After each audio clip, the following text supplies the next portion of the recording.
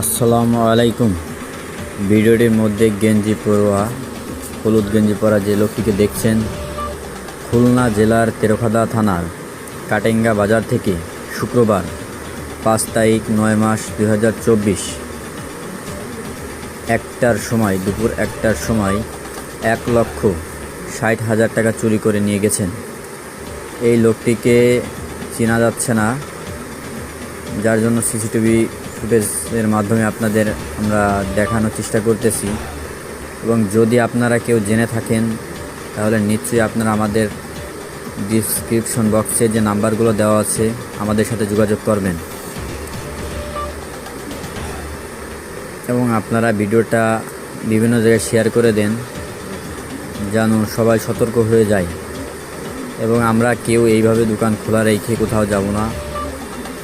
দেখেন কিভাবে ভাই